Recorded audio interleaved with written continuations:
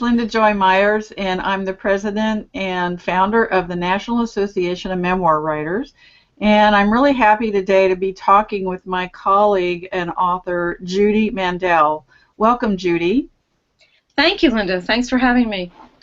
So Judy is the author of Replacement Child, which is a memoir, a wonderful memoir where Judy solves a lot of problems in terms of how to go back and forth in time and how to present a very complex story, weaving between now and then and reflection, and even I think you include letters and journals, don't you? Yes, some of the research was done through letters and journals. Yeah, so it's a wonderful book, and I highly recommend it. I'm the author of Don't Call Me Mother, A Daughter's Journey from Abandonment to Forgiveness. And we both of us want to talk to you today about how to begin your memoir, because we both had to find solutions to not only how to begin, but how to keep writing. So today we're going to talk about how to jumpstart your memoir and dig into the memories and the emotions that you carry with you that make you want to write a memoir. So Judy, how do you help people get started with their memoir? What I try to talk to people about is when they talk to me about writing a memoir is what makes you want to write that memoir? What is the one memory that you have that you've always wanted to write down, that you feel the most passionate about, that burns in you, that you have wanted to write, and write that one first. I think whether that becomes the beginning of your story or the middle or the end, it doesn't matter.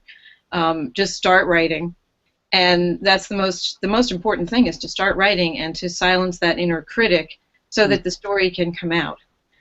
And you'll write other scenes, you'll rewrite it. Nobody ever has to see it, but write down that first scene. I think that's the place to start.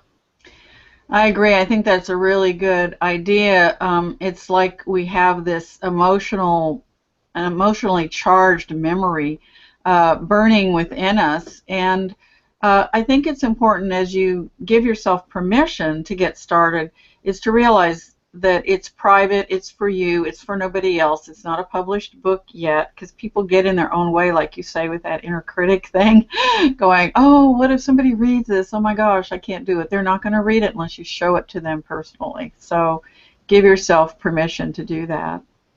One technique I suggest is to first make a list of a few of these emotionally charged moments that I call turning points. They may not be a time when your life completely changed one way or another, or they might. Sometimes it's a good idea to find those, but certainly moments where some kind of meaning or some kind of emotional punch in the stomach or an emotional aha takes place, and make a list of about 10 of those, and then write each one, including the most emotionally enticing one, like Judy was talking about. Write them in scene.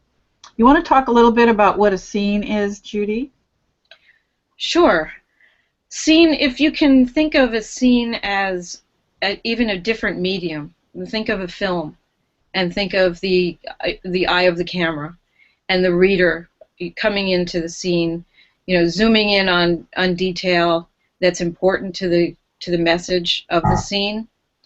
And description is very important in a scene. You want to have, even in your scene, you want to have a beginning, a middle, and an end, in the same way that you'll see a scene in a film. I think that's one way to think about it. That when you're watching a movie, you'll see certain things that will be focused on, and it's for a reason. So you want to do the same thing in your scene, and you focus on, the detail that is meaningful, which means that there's going to be a lot of detail that you remember that you won't include in your scene because it won't be meaningful to what you're trying to convey. Right. And that gets us on the topic of theme and so on. But Judy and I and our colleague, Jerry Waxler, sorry.